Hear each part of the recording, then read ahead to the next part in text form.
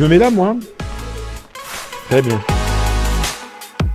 Donc j'ai la charge de te poser la première question, qui va se poser en musique, et qui plus une question diluée, et ce qui nous intéresse, c'est de voir ce qui résonne chez toi avec cette chanson.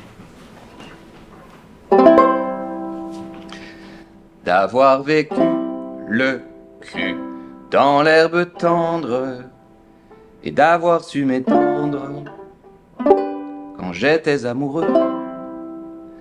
J'aurais vécu obscur et sans esclandre, en gardant le cœur tendre le long des jours heureux.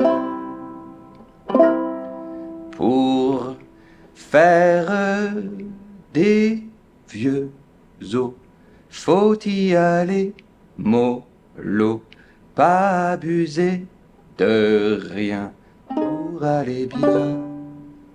Pas se casser le cul, savoir se fendre de quelques baisers tendres sous un coin de ciel bleu.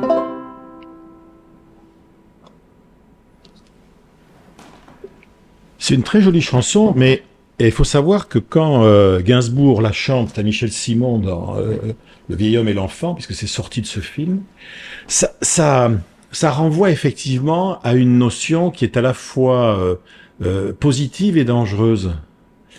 Le positif, c'est de dire, voilà, dans ce fond, la vie étant courte, profitons-en le plus qu'on peut.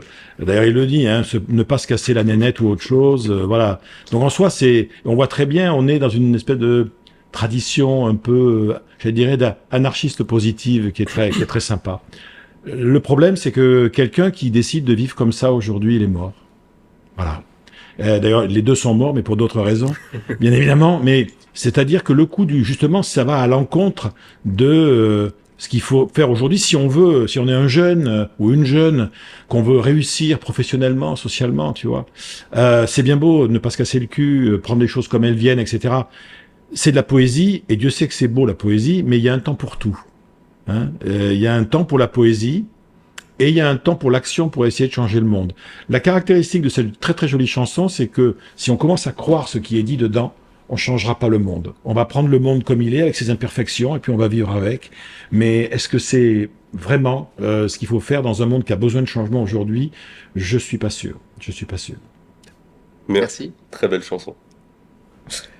J'enchaîne avec la première question. Du coup, Philippe, tu parles souvent d'optimisme comme une compétence. En quoi cet état d'esprit, il peut devenir une ressource stratégique pour les dirigeants et les équipes, surtout, on en parlait tout à l'heure, dans un monde de plus en plus incertain? Alors, si tu veux, d'abord, quand on parle d'optimisme, déjà, il faut bien être d'accord, c'est un même mot, mais pour deux niveaux de réalité tout à fait différents. D'abord, il y a l'optimisme en tant que trait de caractère. Oui. Tu connais, je connais, on connaît tous des hommes ou des femmes plus optimistes que la moyenne. Ils sont comme ça. Hein, un philosophe dirait c'est un optimisme ontologique, c'est en eux.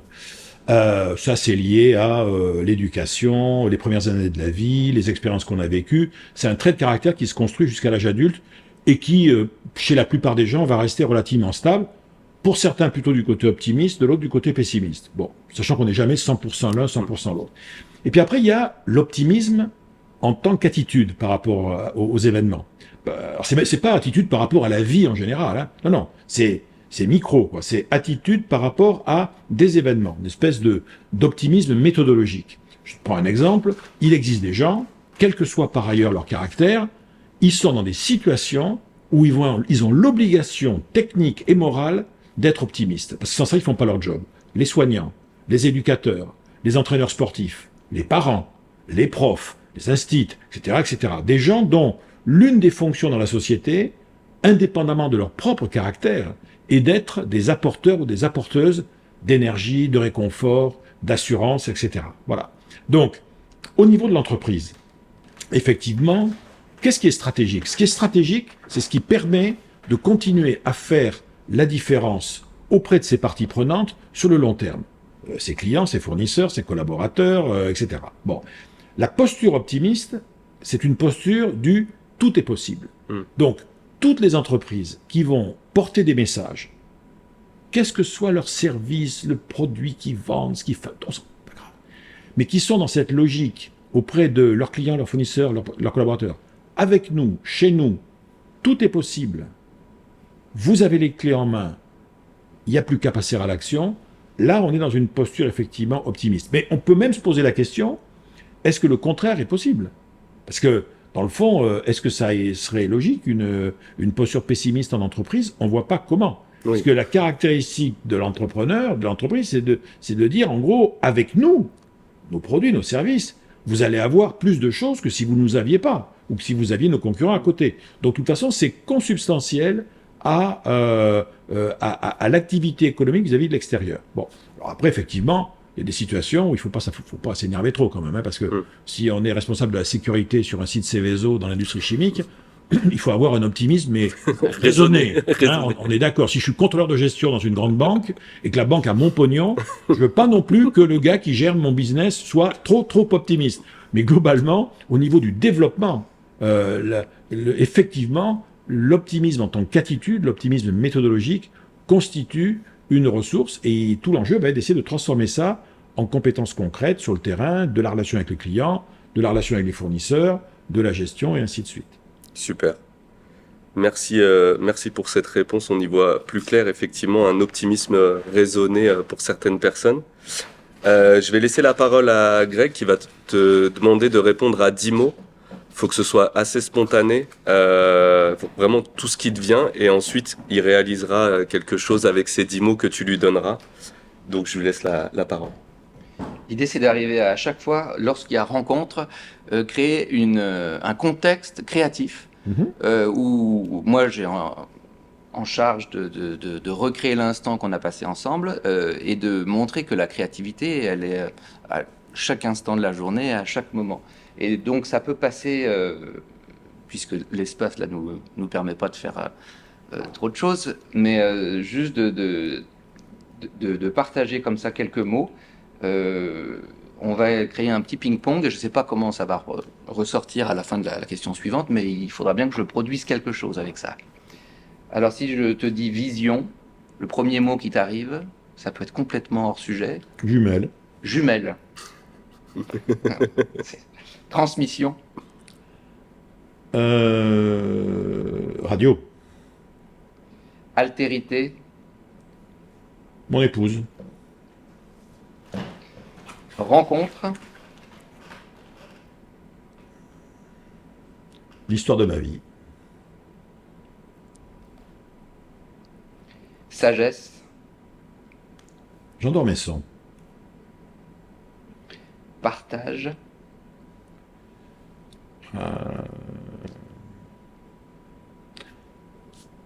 Bûche de Noël. Inconnu.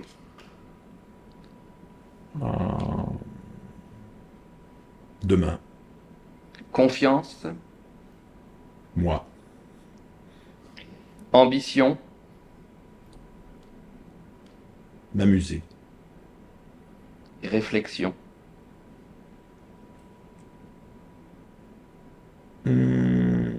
Donner envie. Merci. Je laisse Greg travailler avec ces jolis mots. Merci. Là, on va parler de ton ouvrage L'éloge de la chance, qui est, on en parlait tout à l'heure, mon ouvrage préféré. Tu montres que l'inattendu peut être une richesse, réellement. Comment les entreprises, elles peuvent développer une culture qui valorise l'imprévu et qui transforme les incertitudes en opportunités? Déjà, il est clair que pour la plupart d'entre elles, sauf dans des univers extrêmement créatifs, mais qui ne sont pas la majorité du genre, le rapport à l'inattendu, le rapport à l'imprévu en général, n'est pas naturellement la posture de confort dans les entreprises. Puisque d'ailleurs, on fait absolument tout. On a inventé au niveau de la modernité, on a tout inventé pour essayer de limiter justement les dégâts potentiels que pouvait créer l'imprévu. On a fait des plans d'action, la recherche opérationnelle, les process, etc., etc. Donc, il existe quand même dans l'entreprise quelques familles professionnelles qui sont plus disponibles à l'imprévu que d'autres. Les structures commerciales, par exemple, les commerciaux, la recherche et développement, les créatifs, la com, etc. En revanche, il y a des univers où l'imprévu, sur un site industriel, la sécurité, la gestion, etc., on n'aime pas trop. Ce qui est sûr, en revanche, c'est que il est toujours possible de créer une culture, on va dire, comment on pourrait dire ça, pourrait dire imprévu compatible. La culture imprévu compatible, c'est une culture où on va effectivement affirmer l'importance à tout niveau de l'entreprise de plans d'action, de planification, parce qu'il n'est pas possible qu'il en soit autrement, mais en passant bien le message que tout plan, autant qu'il soit, est biodégradable. C'est-à-dire que n'importe quel praticien pourra te dire que la plus grande surprise que puisse te faire un plan, c'est de se dérouler comme prévu, quoi. Oui. Donc, de toute façon, il y a cette espèce de culture-là. Et derrière cette notion-là, il y a la culture... Alors, on va parler d'opportunité. Le problème, c'est que l'opportunité, c'est pas un produit fini. Non. L'opportunité, ça va apparaître. Et c'est Pascal Bruckner, le philosophe, qui emploie le mot de faille propice. Je pense qu'il faut que dans les entreprises, les gens aient une culture des failles propices. C'est-à-dire quand tout d'un coup quelque chose ne va pas, ne colle pas, est surprenant, il faut très rapidement sortir de la posture « Ah, mince, pourquoi nous encore ?» La seule question face à l'inattendu, c'est « Bon, qu'est-ce qu'on pourrait bien essayer d'en faire, ou individuellement, ou collectivement ?» Mais la seule posture possible est une posture d'optimisation de l'inattendu. Et le temps passé à dire « Mais pourquoi, comment on en est arrivé là ?» On peut éventuellement le faire, mais souvent, quand un pépin arrive dans une entreprise, il faut éviter de passer trop de temps sur le pourquoi. Oui, On passe immédiatement sur le comment. Puis quand on aura commencé à arranger les choses, on pourra éventuellement se dire, tiens, comment est-ce qu'on en est arrivé là? Mais c'est pas le problème. Avec mon expérience, justement, j'ai 15 ans d'expérience, j'ai fait des entreprises où on ne favorisait pas l'inattendu et d'autres entreprises où on avait plus de place à la créativité. Et moi, j'ai vraiment ressenti la différence. Lors de ma dernière expérience passée, j'avais plus de place, j'ai pu créer mon poste, j'ai pu avancer sereinement, j'ai pu proposer des choses. Des fois, on m'a dit oui, des fois, on m'a dit non, c'était la stratégie, c'était le moment. Mais au moins, on m'a laissé l'opportunité de pouvoir m'exprimer. Et j'ai fait des entreprises auparavant qui m'ont laissé moins la place, tout était dicté, etc. C'était une entreprise qui marchait bien, hein, qui gagnait de l'argent, qui était rentable, etc. Mais où le plaisir d'y travailler était vachement restreint parce qu'on restreignait ma créativité. Donc, tu vois ce que je veux dire, c'est que c'est pas antinomique, c'est-à-dire qu'on peut gagner de l'argent en étant hyper, en anticipant vraiment beaucoup l'inattendu. Mais par contre, c'est vrai que le bien-être des collaborateurs au milieu de tout ça, est-ce que, voilà, il faut un bon équilibre. Après, moi, il faut se méfier quand même. Hein. Oui. Il faut se méfier de l'espèce comme ça d'injonction, faut être créatif, faut être ouvert, etc. Il y a une limite à ça qui est non négociable. C'est qu'à partir du moment où je suis sur un produit, une prestation, un service, qui à un moment ou à un autre a un impact sur la sécurité des personnes ou des biens, la procédure doit prendre le pas sur l'improvisation et la créativité, sauf cas extrême. Donc voilà, il faut faire aussi attention à ça, parce qu'on est passé aujourd'hui dans une époque où il y a une espèce d'injonction à voilà, l'ancien modèle, c'était les procédures, les machins, les plans. Maintenant, hop, on passe à... Oui, mais il existe aujourd'hui des structures dont le métier, la nature du métier leur interdit, je dirais, d'accueillir a priori l'imprévu de façon positive. Tu vois, quand tu pilotes un avion, quand tu gères une centrale nucléaire, quand tu t'occupes, je dirais, tu fais du matériel de microchirurgie pour des gens qu'on va opérer, etc. Non, l'imprévu n'est pas en soi quelque chose de bien. Voilà. Merci Philippe. Donc, voilà le fruit de cette discussion. Dans mes jumelles, un paysage, mon épouse à mes côtés. Demain ne sera qu'un passage où nous devrons nous amuser. Moi, je serai comme Dormesson, donner envie, tendre mes ailes, l'histoire de ma vie comme horizon, à la radio, la bûche de Noël. Ah, c'est très chouette. C'est très très beau. Et comment est-ce qu'à partir de mots qui me sont sortis comme ça, bravo. Ça prouve justement la force du poétique. C'est pas au-delà d'ailleurs que de la poésie, c'est la force du poétique.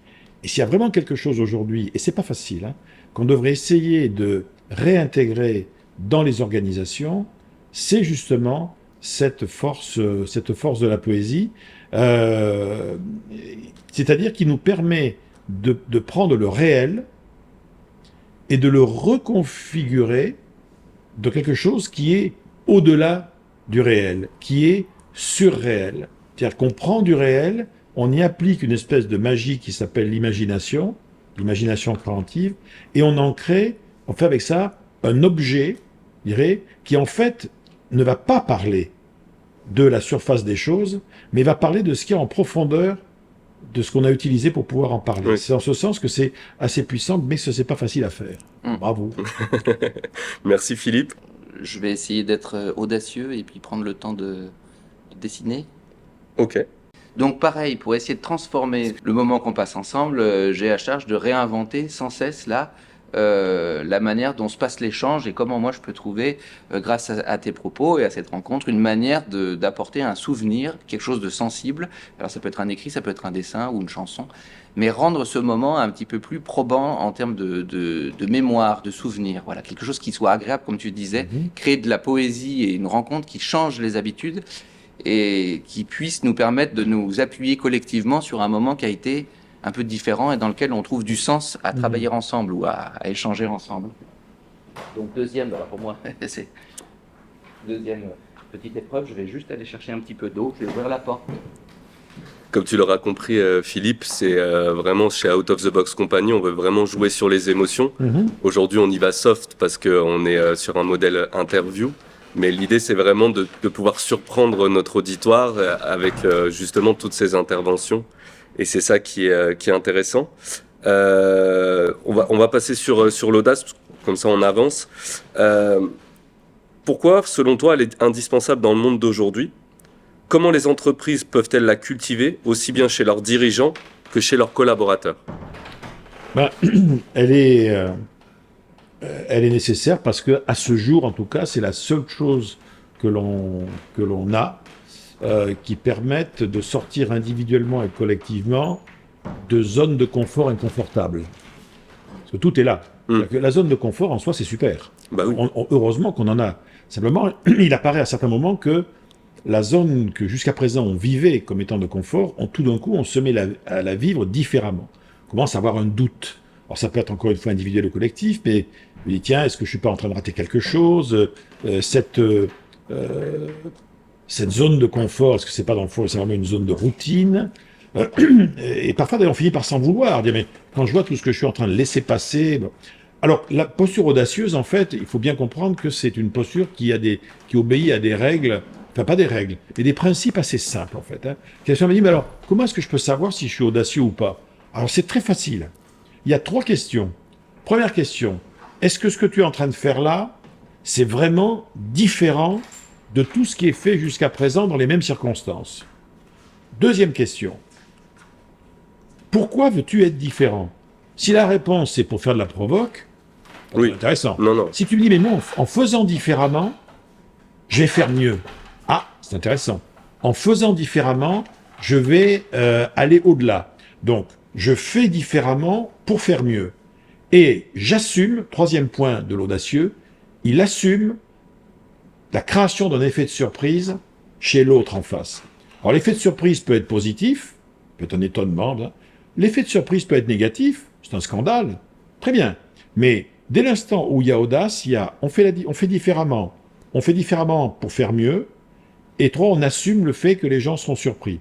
Alors bien évidemment, on comprend pourquoi il y a un troisième critère qui sera jamais très loin, qui sera une espèce d'optimisme revendiqué, puisque en étant audacieux, je fais quand même une hypothèse, c'est que ça va marcher. Bah oui. Je suis une personne qui a horreur d'être dans sa zone de confort. C'est vraiment moi j'ai toujours essayé de faire différent. Et c'est vrai que j'avais jamais analysé que je voulais faire différemment pour faire mieux. Et ça, je suis complètement d'accord avec toi. Créer l'effet de surprise et des fois créer un effet négatif, ça fait partie aussi du lot des audacieux. Oui, on peut se tromper, on a le droit de se tromper, mais si on fait, il y a que ceux qui font rien qui cassent rien. Cette vieille expression, ce vieil adage que j'ai entendu toute ma vie, et du coup j'ai beaucoup cassé, mais j'ai beaucoup tenté de choses. Et la vieille phrase de Virgile qui est la fortune sourit aux audacieux, audentes fortuna iuvat, voulait simplement dire que celui qui est audacieux ça risque de lui créer de la chance parce qu'en étant audacieux, je bouscule les règles existence Mais oui. de l'environnement et de la situation. Et c'est à ce titre-là que ça peut peut-être créer les conditions d'une chance ultérieure. Merci Philippe. On va passer sur une question où on n'est peut-être pas tout à fait d'accord. Le bonheur au travail, est-ce que c'est une réalité possible? Alors, selon toi, en fait, les principaux leviers pour créer un environnement où les collaborateurs peuvent s'épanouir et donner le meilleur d'eux-mêmes, ce serait quoi? Bon, déjà, moi, comme je te l'avais déjà dit, Oui. je pense que le bonheur n'a rien à voir là-dedans. D'abord parce que le bonheur est de l'ordre de la sphère privée, premièrement, et le fait de vouloir rendre les gens heureux au travail ne me semble pas une approche pertinente. En revanche, éviter de les rendre malheureux. Ah oui, là, ça devient intéressant. Mais pour éviter de les rendre malheureux, c'est pas de bonheur dont ils ont besoin. Ils ont besoin de bien-être et de sens. C'est tout. C'est déjà pas mal. Ah, c'est déjà C'est-à-dire, voilà. Donc, le bonheur, pour moi, on oublie. En revanche, c'est vrai que développer le bien-être au travail, dans tous les domaines, c'est-à-dire le bien-être au sens très matériel et physique du terme, il y a un enjeu qui reste un enjeu clé aujourd'hui, qui sont les conditions de travail. Mais les conditions de travail, c'est pas le canapé, la machine à fraise Tagada, les divans. Non, Ça les va plus. conditions de travail, c'est avoir des postes de travail qui tiennent la route, à la limite des chaises qui sont vraiment ergonomiques, les conditions de travail, c'est quelque chose qui renvoie à la tâche. Faire en sorte que la tâche, elle, soit le plus confortable possible par rapport aux contraintes, et on peut avoir par ailleurs un environnement sympa autour. Mais l'environnement sympa ne compensera jamais un mauvais contexte de travail. Et après, bien sûr, le bien-être au travail, il est relationnel. C'est-à-dire que parfois les choses ne vont pas bien en entreprise. Voilà, on fait des erreurs, il y a des conflits, des tensions, etc. C'est la vie. C'est Bon, des humains voilà. qui bossent ensemble. En Finalement. revanche, il y a un point. Qu'est-ce qui fait que des gens vont se sentir en souffrance au travail? Ils vont se sentir souvent en souffrance au travail, soit encore une fois pour des raisons d'organisation. Il y a des systèmes, je dis, de procédures, de règles de fonctionnement dans lesquelles ils se sentent enfermés. Mais surtout, la souffrance psychique au travail, elle est créée par le manque de reconnaissance, bien sûr, mais plus que ça. Ça fait mal, ça, le manque de reconnaissance. Oui, mais encore, je vais être très provocateur là-dessus. On peut pas exiger de la reconnaissance. Non. Je suis désolé. Non. La reconnaissance, si on veut avoir de la reconnaissance, il faut d'abord avoir commencé. Hein. Mais oui. Donc, qu'est-ce que j'ai fait pour être reconnu? En revanche, on peut exiger de la considération et du respect. Même si on est un glandeur de chez glandeur, je dirais, dans la relation humaine, et même si on doit recadrer quelqu'un, mais même si on doit le virer, il faut de temps en temps se séparer des gens, on peut le faire avec respect. Hein. Et ça, c'est un point qui est... c'est pas un hasard si au Japon, la qualité humaine première, c'est la politesse quand même. Hein. Alors que pour nous, effectivement, c'est plutôt l'amour. Bon, ce qui est bien. Mais pareil, aimer ses collaborateurs, faut arrêter tout de suite. Hein. Je suis désolé, on n'est pas là pour aimer ses collaborateurs. On est là pour les respecter et les traiter avec considération. Voilà. Et donc, après, cette notion de bien-être, ce qui est dangereux, c'est la mise en scène d'un bien-être. Si effectivement les dirigeants qui mettent en place des procédures bien-être au travail, intimement, je dirais, avec sincérité, le font pour le bien du collaborateur d'abord, il n'y a rien à dire. Mais si le bien-être, je dirais, c'est du well-being washing, on dit, Oui. mais le problème, c'est qu'on ne peut pas vraiment le savoir, Bah non, parce non, que ça non. se passe dans la tête de ceux qui dirigent. Bah bien sûr. Voilà. Mais cela dit, tout ce qui permet, de façon très pragmatique, d'améliorer le sentiment de bien-être au travail est bon à prendre. Mais en renonçant quand même temporairement à la quête du bonheur, parce que ça, c'est autre chose. Ça n'a rien à voir. Super. Je suis très convaincu de ta réponse. En tout cas, merci. Greg va te poser la 5e question en te restituant Avec plaisir. le dessin. Je ne sais pas du tout dans quel timing on est. On est pas mal. On est Je pas vais mal. avoir juste besoin de... Je pose la question et puis ensuite... je vais pouvoir... Tu as la- terminer un petit peu. Oui. Alors, Tu bah, restitueras après. voilà. Ok. Dans un monde professionnel parfois rigide, Comment les arts, le théâtre, la musique, le street art, peuvent-ils ouvrir des perspectives nouvelles et inspirer une transformation durable dans les organisations? Alors, je pense déjà, sur ce sujet-là, qu'il ne faut pas non plus qu'on se limite trop. J'aurais préféré qu'on me dise comment est-ce que la culture permet de... Parce que dans cette liste, moi qui suis un littéraire pur et dur, qui aurait dû logiquement, si la vie était passée différemment, devenir professeur de littérature classique, il manque quand même dans ça les lettres, la poésie, le théâtre. Ça en fait partie aussi. Hein. Je dirais la culture plutôt que les arts. Mais admettons, dans tous les cas, le monde de l'entreprise, c'est un monde pragmatique. Donc c'est un monde où on essaye de voir le réel dans le réel. La caractéristique des arts, sous toutes leurs formes, c'est qu'ils cherchent à nous faire percevoir ce qu'il y a derrière le réel, afin de mieux comprendre, dans le fond, ce regard sur le réel et voir comment est-ce qu'on peut l'améliorer. Mais l'améliorer, non pas uniquement en restant sur la surface des choses, en gros, les chiffres, les structures, les architectes, non, mais en allant voir ce qu'il y a derrière. C'est comme dans le vin. Hein. Dans le vin, il y a ce qu'on appelle l'esprit du vin. Il n'est pas obligatoirement dans le verre qu'on regarde. Quoi, hein. Il va falloir aller... Et d'ailleurs, c'est intéressant, puisque dans un très bon verre de vin, à moitié plein, c'est dans la partie à moitié vide qu'il va y avoir les arômes, les senteurs, l'histoire du vin, voire le souvenir de tous les bons vins que j'ai bu. Donc, c'est une notion qui est tout à fait centrale. Et l'art, les arts en général, vont permettre ça. Alors, ce qu'il y a, c'est que soit l'art, j'en suis uniquement un spectateur, parce que je crois que je ne peux en être qu'un spectateur. J'ai jamais su dessiner, j'ai pas de culture artistique, je suis d'une famille d'ingénieurs, bon. Soit, en fait, on peut créer les conditions pour dire, madame, monsieur, chers amis, vous ne le savez pas encore, mais vous êtes artiste, et le fait de libérer chez vous cette fibre artistique pourrait peut-être, dans des conditions qu'on va voir ensemble, vous permettre de mieux faire votre métier de commercial, de comptable, de responsable technique, de production, etc. Et c'est là où ça devient intéressant, et c'est d'ailleurs la raison pour laquelle on voit très bien aujourd'hui en entreprise, moi je suis conférencier d'entreprise de métier depuis quand même maintenant plus de 35 ans, on a vu apparaître, par exemple, dans les conférences d'entreprise, dans les grands colloques, des historiens d'art, entre autres des spécialistes du street art, de la musique, de la littérature, qui viennent apporter un éclairage. Attendez, voilà, moi je viens vous parler de littérature, je viens vous parler de street art. Qu'est-ce qui, dans ce que je suis en train de vous raconter, parle en fait de management, d'organisation, de changement, de stratégie, de communication? Donc, c'est vraiment la grande clé de lecture à redécouvrir aujourd'hui.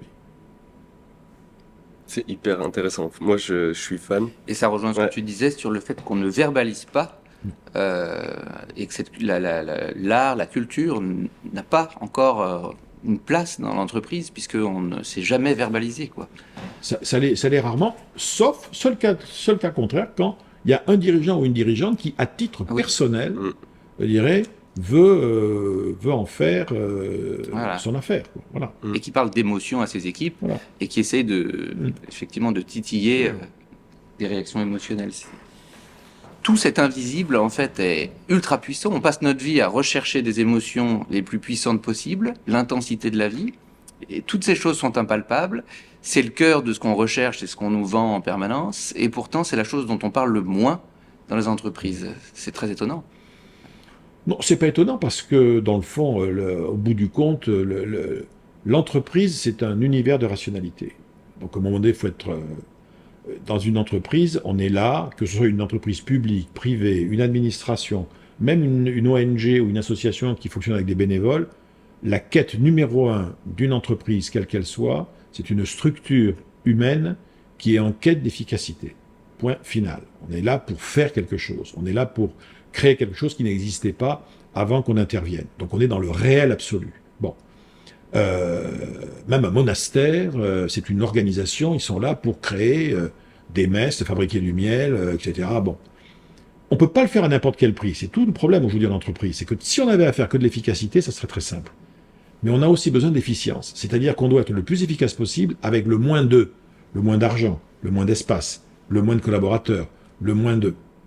C'est là où ça pose un problème et qui fait que tant que la culture est considérée comme étant d'abord et avant tout un coût et non pas une ressource.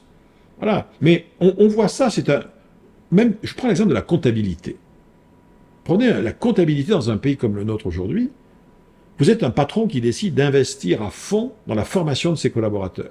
Il est clair que si j'investis à fond dans la formation de mes collaborateurs, ben, j'enrichis mon entreprise, c'est une évidence.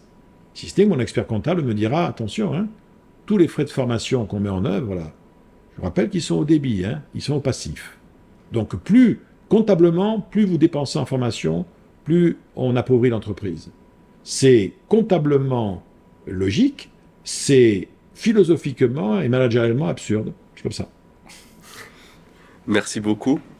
On va parler de la transmission. Avant de parler de ça, j'ai tenu à te faire on a tenu à te faire un petit cadeau pour te remercier.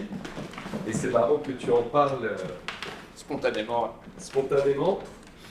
T'as amené une petite bouteille de vin. Vous me prenez par les Beaujolais. sentiments. Alors moi je suis du Beaujolais, c'est le domaine à côté, en fait c'est pas vraiment le domaine de là où je me suis marié, mais c'est juste à côté, je me suis marié à côté du château de Pizette. Super. Et alors, en plus, avoir un domaine qui s'appelle Bellevue, je dirais, avec ce dont on est en train de parler, il n'y a pas de hasard, hein, comme disait le grand surréaliste, je me souviens plus son nom, mais ça va me revenir, mais qui avait dit cette phrase merveilleuse, Paul Éluard, je crois qu'il avait dit, il n'y a pas de hasard dans la vie, il n'y a que des rendez-vous. Mais voilà, rendez-vous avec vous deux et rendez-vous avec du Morgon, franchement, quelle belle journée. Belle journée. Je t'en débarrasse. Merci. Bien entendu qu'il y a ça pour toi. Donc on va parler de transmission, parce que comme on en a parlé en préambule, c'est un point important sur Out of the Box Company, aussi la transmission. On insiste souvent sur l'importance de transmettre un héritage. Pourquoi selon toi il est crucial pour une entreprise de s'engager dans des actions qui touchent les générations futures? Est-ce que déjà ça te parle? Ça me parle, mais je dirais ça. Là, il y a le problème qui va se poser, et peut-être un problème d'ordre justement générationnel. Je dirais vraiment à titre personnel, moi je ne pense pas que le rôle de l'entreprise soit sauf dans des cas très particuliers, mais de transmettre. D'abord, pour une raison très simple, moi je ne crois ni au passé ni au futur. Je ne crois qu'à l'instant présent. Donc, je dirais, il n'y a rien de pire que de promettre à quelqu'un, grâce à moi, tu seras heureux ou heureuse demain. Non, mais parlons de ce qui se passe ici et maintenant. Donc, en revanche, peut-être transmettre, pour moi, ça va être peut-être donner l'envie de poursuivre. C'est-à-dire donner l'envie de durer, mais pas n'importe comment. Hein. La transmission, autant je crois plus dans le fond au partage qu'à la transmission, sincèrement. Okay. Qu'une entreprise crée de la valeur aujourd'hui, de la valeur économique en particulier, parce que c'est quand même sa raison d'être, c'est créer de la valeur économique. Bien sûr. Et du service. C'est-à-dire qu'en fait, les gens sont mieux après que je sois intervenu, leur maison, leur santé, leur vie, peu importe, qu'avant. Et cette valeur créée, la partager avec d'autres, mais qui en ont besoin aujourd'hui. Aujourd'hui. Moi, je crois beaucoup, il y a toute une discussion comme ça sur le développement à long terme, tout ça. Super, très bien, pourquoi pas. Mais comme je t'ai dit, moi, je viens du monde des lettres. Oui. Bon. Il y avait un très grand comédien à la fin du 19e, sous le Second Empire, qui s'appelait Frédéric Lemaître. Et c'est Frédéric Lemaître qui avait dit, il parlait du comédien, hein, il avait dit, le comédien ne laisse rien après lui. C'est pour ça qu'il vaut mieux en profiter de son vivant. Je pense que c'est totalement inutile, et c'est même mégalo pour un dirigeant de se nourrir de l'idée que ça va transmettre, etc. Pourquoi? Parce qu'il y a tout un tas d'entreprises. Je peux les transmettre, mais qu'est-ce qui fait que dans 10 ans, 5 ans, 15 ans, il y a un fonds de pension qui va arriver et qui fera que dans le fond, dans tout ce que j'ai pu créer 10 ou 15 ans avant, il restera plus en gros que les murs et le nom, et encore. Tu me diras, je m'en moquerai puisque je serai mort à ce moment-là. Mais je pense que c'est ce qui compte, c'est ce qu'on fait dans l'instant présent. Et partager, oui. Partager, alors pour le coup, quant à transmettre l'idée du partage, et avec ceux qui ont moins, oui, Oui, je pense que c'est quelque chose d'important et c'est surtout très important pour les jeunes générations.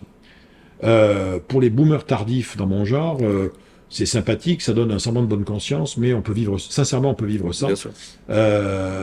Et je dirais, moi, je fais partie de cette génération qui dit que moi, mes bonnes œuvres, je m'en occupe moi-même et suffisamment, et j'ai pas besoin que l'entreprise mette son nez là-dedans. C'est pas le problème. Ok. Mais c'est vrai que moi, pour mes enfants, c'est pas pareil. Moi, j'ai 2 filles, elles sont, mais extrêmement sensibilisées à la réalité des relations sociales d'aide, d'assistance, de bénévolat, de partage de la richesse, faites par les entreprises avec lesquelles elles travaillent, pour les moins favorisés, pour les plus pauvres, ou pour les malades, ou pour ainsi de suite. Donc elles Je sont pense que convaincues c'est du une- rôle. Je pense que c'est une valeur qui est une valeur montante aussi, pour des raisons de génération, parce qu'aussi les générations à venir auront, une grande partie d'entre elles, beaucoup plus voyagé. Dans le cas d'activités associatives, auront peut-être été beaucoup plus que ce n'était le cas pour moi, été confrontées à la difficulté des autres, etc. Donc je pense que c'est nécessaire. Et je pense qu'aujourd'hui, une entreprise qui veut attirer des jeunes talents, mais pas que des jeunes talents, mais aussi des jeunes motivations, voire même qui veut attirer des gens avec vocation de les garder.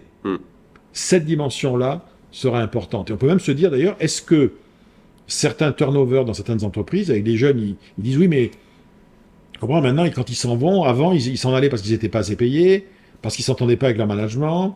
En gros, maintenant, soit ils s'en vont parce qu'ils vous disent soit qu'ils apprennent plus rien, soit qu'ils trouvent pas le sens dans le travail qu'ils font, même si le travail leur plaît. Et c'est là où on va retrouver cette notion d'apporter via l'entreprise des aides aux autres, mais avec une logique, hein, avec une logique. Et je pense que c'est important, mais ça n'est pas obligatoire. Et de même, tôt ou tard, ça deviendra nécessaire. Ça ne sera jamais suffisant. Oui, oui. Mais tu pour vois, pouvoir faire ça, il faut quand même que tout le reste avant ait été fait. Hein. Si on ne gagne pas d'argent, si on ne fait pas de profit, on ne peut pas faire ça. bien sûr, bien sûr. Ouais. Mais ça me permet. Les deux questions sont intimement liées, mais je vais te le mettre sous forme de questions, mais plutôt d'affirmation, parce que moi j'en suis convaincu. Tu pourras donner ton avis contraire. Mais pour moi, quand une entreprise porte des projets solidaires, ça transforme la perception des collaborateurs sur leur rôle dans l'entreprise. J'entends par là, c'est une expérience vécue, quand mon entreprise s'investit dans Octobre Rose, s'investit en faveur du handicap, etc., fait vraiment des actions solidaires, je me sens fier d'appartenir à cette entreprise, et du coup ça renforce mon sentiment d'appartenance, et là on parle de la marque employeur, de la culture d'entreprise. Moi ma dernière société était une PME de 150 personnes, et je sentais qu'elle le faisait vraiment de bon cœur. C'était pas du green, comme tu disais tout à l'heure, c'était pas fake. Je sais pas, dans d'autres entreprises ça l'est sûrement, mais en tout cas dans celle que j'ai partagée, ça n'était pas. Et c'était vraiment hyper intéressant de pouvoir travailler ça. Et j'étais fier d'aller le matin et de me dire, bah on va courir pour Octobre Rose, etc. Alors c'était des choses qui sortaient pas de l'ordinaire, c'était des choses que beaucoup de gens faisaient, mais quand il y avait le Téléthon, ce genre de choses, etc. Et donc du coup, voilà, j'aimerais ton avis par rapport à ça. Est-ce que tu es convaincu de ça, ou est-ce que tu es plutôt d'accord avec cette notion justement de projet solidaire dans l'entreprise? Est-ce qu'elles ont leur place? Oui, elles ont leur place. Moi, j'en parle d'autant plus à mon aise que ma fille aînée, s'occupant du triathlon des Roses, Okay. je comprends tout à fait cette dimension-là. Je dis simplement que il faut être pragmatique et il faut se dire que ces actions solidaires, il y a 20 ans, ne parlaient peut-être qu'à 10-20% de la population de l'entreprise. Aujourd'hui, on a beaucoup bougé. On est plutôt sur 50. Et on ira de plus en plus. Mais c'est une façon parmi d'autres. Il faut accepter l'idée que un certain nombre de personnes sont, surtout dans les gens les plus âgés, sont peut-être un peu moins sensibles à ça. En revanche, encore une fois, on en parlait tout à l'heure, je pense que cet enjeu est un enjeu essentiel pour l'avenir, entre autres pour les jeunes générations. D'abord parce que généralement, ça vient en reflet de choses qu'ils font à côté. On voit très bien, nous, les chiffres qu'on a montrent que l'engagement associatif, tu vois, caritatif, etc., autour de la trentaine aujourd'hui, est beaucoup plus important que leurs prédécesseurs il y a 20 ans ou 30 ans, la génération d'avant. Donc c'est clair que c'est un élément important. avec juste, c'est pas un bémol, mais tu as dit très justement, il faut pas que ce soit du well-being, Oui. washing. Les gens sont d'autant plus fiers que de ces opérations-là qu'ils ont le sentiment qu'elles sont vraiment au cœur Ah bah oui. de la stratégie. Pourquoi je te dis ça? C'est Ça parce peut que avoir là, l'effet on inverse. vit dans des situations économiques en ce moment où, dans les budgets de com, ben il faut faire sauter des trucs, quoi. Ouais. Et si je me rends compte, moi, en tant que salarié, que le premier truc qui a sauté, ça a été les sous qu'on donne tous les ans à MSF ou à Octobre Rose, ou etc., en tant que salarié, je vais tout d'un coup avoir un doute. Ouais. C'est comme dans une histoire d'amour où on se met à avoir un doute sur Ouais. la fidélité de l'autre. Quand il y a un doute, il Voilà. n'y a pas de doute. Merci beaucoup. Il nous reste 2 questions. Est-ce que tu souhaites boire un verre d'eau? Tout va bien? Grégory? Oui. Je vais te poser la 8e question. Est-ce que tu souhaites restituer le dessin Oui. maintenant et enchaîner après? Je te laisse la parole. On en est On en est au... au cerf-volant. Au cerf-volant. Le dessin, je vais le laisser sécher, puis comme ça, je te le passe après. Donc là, l'audace est de mon côté, l'inconnu, l'inattendu et, et le danger. Voilà. Toi, tu ne risques pas grand-chose. Toi, peut-être un petit peu plus, mais l'idée, c'est de faire vivre.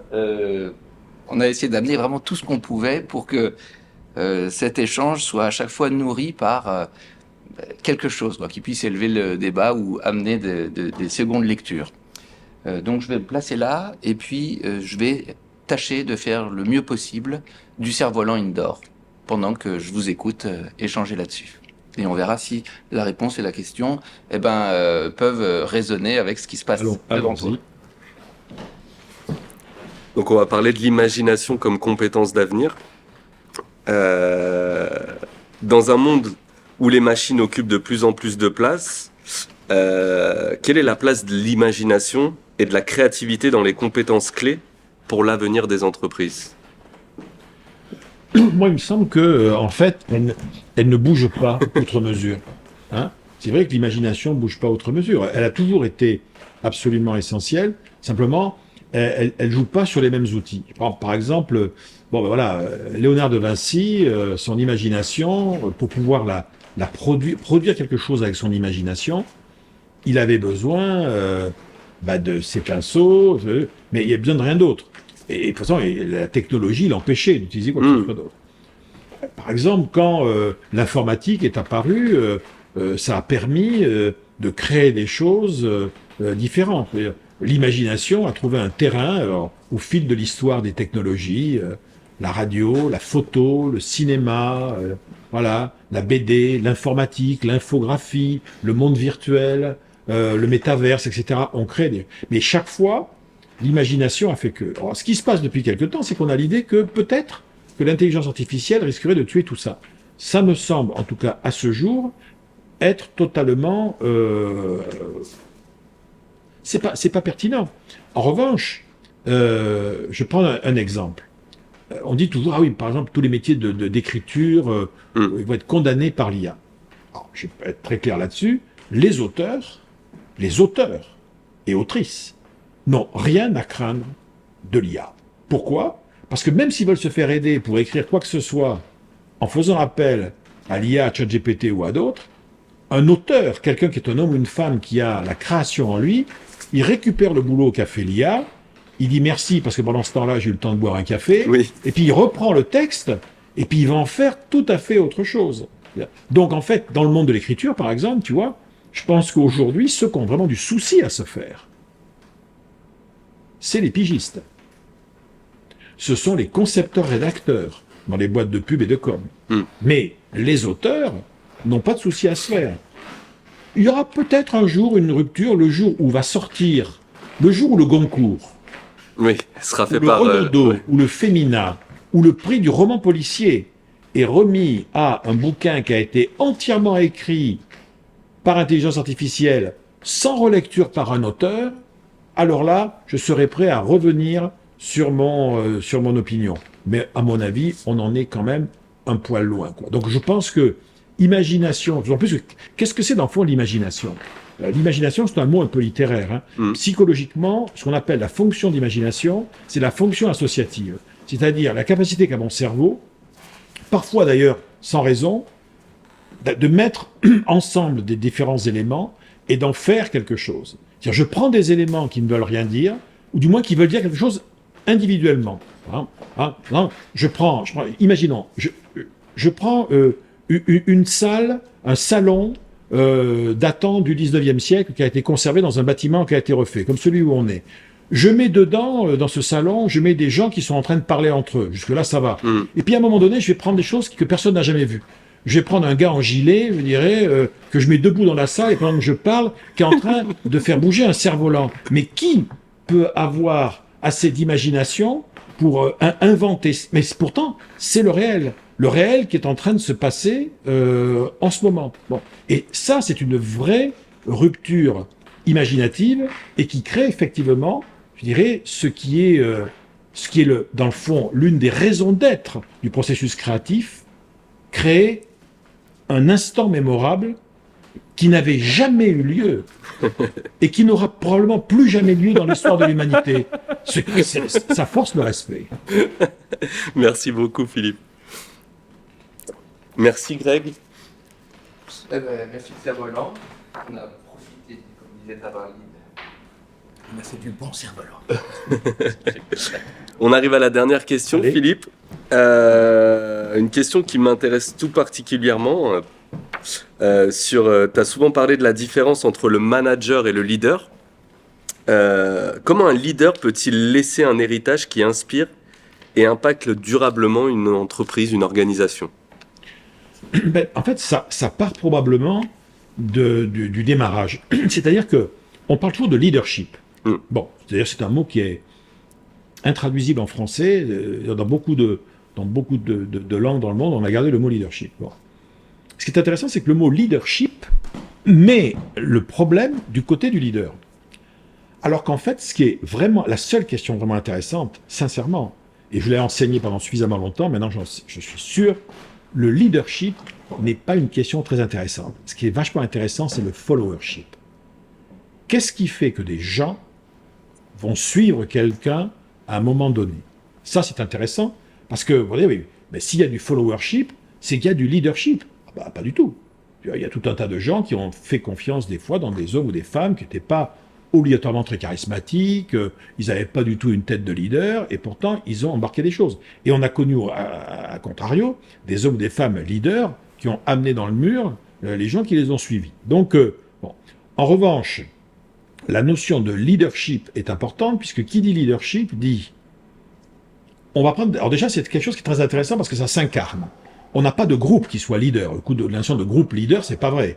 Si, il y a un leader dans le groupe. À un moment donné, les Stones ont été les leaders dans le monde de la musique, mais il y avait quand même dedans, et ils n'étaient pas tous à égalité. Les Beatles, tous ceux qui connaissent bien, même combat. Téléphone, même combat. Donc la notion de groupe, je dirais, un groupe qui soit en tant que tel un leader, ça c'est une fiction. Il y a toujours des hommes ou des femmes incarnés, qui vont en fait incarner l'attirance, l'intérêt d'abord, c'est intéressant, on a envie de voir ce qu'ils vont faire, on est capable d'ailleurs de les suivre, et surtout on est capable de les suivre dans la durée, ce qui est très important. Parce qu'un leader éphémère, c'est un gourou, quoi. Hein, mais si c'est éphémère, ça tient pas. Ce qui est intéressant, c'est de durer là, sur ce coup-là. Et est-ce qu'on peut apprendre déjà à être un leader? Pour moi, je pense que, nous ici on est dans un environnement, on est censé les créer. Moi, j'ai eu un cours de leadership qui a duré, qui s'est étalé sur 25 ans. Et au départ, mes collègues me disent, oui, tu comprends, il faut leur faire un cours pour les apprendre à devenir plus leader, etc. Je dis, non. Si on fait ça, on va pas faire un cours de leadership. On va faire un cours sur le leadership. C'est-à-dire qu'on va leur expliquer toutes les grandes théories qui font les leaders, etc. Or, si on veut apprendre à quelqu'un à être un ou une grand leader, la seule question à lui poser, c'est dire, mon pote, comment tu pourrais faire pour trouver des situations dans lesquelles l'homme ou la femme que tu es va donner envie aux autres de te suivre. Parce qu'il est clair et certain que le leadership d'un chef yakuza et le leadership du leader d'une communauté religieuse, c'est pas le même. Je suis désolé, pourtant il va y avoir leadership, mais pour le coup, les qualités du yakuza dans un monastère, ça va dépoter quand même, hein, ça risque de créer des problèmes. Et alors le père principal, hein, voilà, dans le monastère, vous mettez des yakuza, il va pas faire long feu. Donc je dis, n'essayez, moi je disais toujours à mes étudiants, pas uniquement les jeunes d'ailleurs, pas les moins jeunes, si vous voulez développer votre leadership, ne cessez jamais de vous rapprocher des situations susceptibles de faire de vous un leader. J'ai connu des tas de gens qui ont raté leur carrière à cause de ça. Ils se sont entêtés à aller dans des logiques, dans des postures pour lesquelles ils n'étaient fondamentalement pas faits et en négligeant des choses où ils auraient fait la différence. C'est comme le management d'ailleurs, cette affaire-là. Hein. Les gens, je dirais, ils ont vraiment raté leur carrière parce qu'ils ont voulu coûte que coûte devenir des managers alors qu'ils étaient faits pour être des experts de folie. Et d'autres qui veulent rester coûte que coûte experts alors qu'à l'âge qu'ils ont, la sagesse voudrait qu'on se mette à transmettre et qu'on se mette peut-être à essayer de se mettre au management d'autres gens. Pourquoi pas? Donc, on est, je crois, dans cette logique-là. Et après, de toute façon, il est clair que ce qu'on appelle le développement du leadership n'existe pas en tant que tel. Il n'existe qu'à travers des situations. Donc, quelles sont aujourd'hui les situations qui vont me permettre de développer les qualités que j'ai chez moi, qui sont les plus à même de donner envie à d'autres de me suivre. Voilà. Merci beaucoup, Philippe. Un petit témoignage de cet instant passé avec toi. Alors en plus, ça c'est vachement bien, pour une raison très simple. C'est qu'en fait, j'aurais beaucoup aimé, moi, avant qu'il tombe malade, parce que maintenant c'est plus chelou quand même, ressembler à Bruce Willis. La nature a fait que je ressemble plutôt à Jean-Pierre Bacri, qui est un acteur pour qui j'ai beaucoup d'admiration. Je préfère. Et alors, ce que j'aime beaucoup dans ce dessin, c'est qu'il laisse un doute en suspens. Et donc, quelqu'un qui ne me connaît pas, je fais ça, j'envoie, je dis, voilà, je ressemble vaguement à ça, fais preuve d'imagination, et tu verras, le hasard est fait comme ça de rencontres, et je trouve ça super. Merci beaucoup, Greg, pour ce dessin.